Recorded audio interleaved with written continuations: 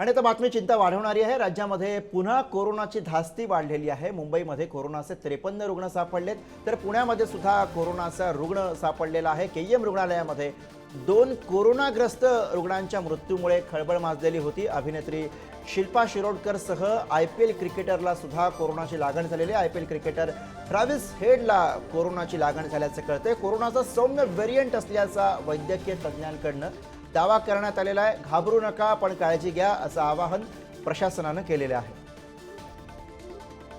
माझी आपल्या सगळ्यांच्या वतीनं सर्व नागरिकांना विनंती अशी आहे की कोरोना आताच्या परिस्थितीमध्ये आपल्या सगळ्यांच्या बरोबर ज्या पद्धतीनं पूर्वी कोरोनाची भीती होती अशी भीती बाळगण्याची कोणतीही काळजी करण्याची गरज नाही। प्रतिकारशक्ती आपल्या सगळ्यांची वाढल्यामुळं कोरोना आता जरी असला, कारण आता जरी आपण बघितलं तर स्वाईन फ्लू जो आहे तो 15 वर्षांपूर्वी 15-16 वर्षापूर्वी स्वाईन फ्लू होता।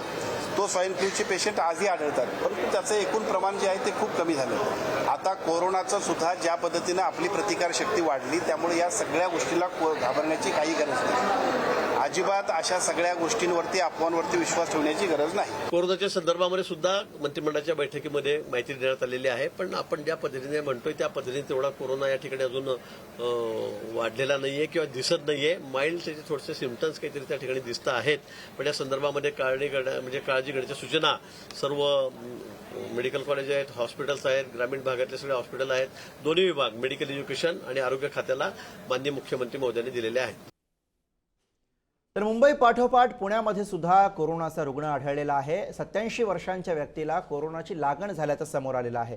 या वर्षामध्ये पुण्यात पहिलाच कोरोनाचा रुग्ण आढळलेला आहे। घाबरून न जाता काळजी घेण्याचं आवाहन आरोग्य विभागाकडून केलं जातंय। कोरोनाचा नवा व्हेरिएंट घातक नसल्याचं सुद्धा आरोग्य विभागाकडून स्पष्ट करण्यात आलेलं आहे।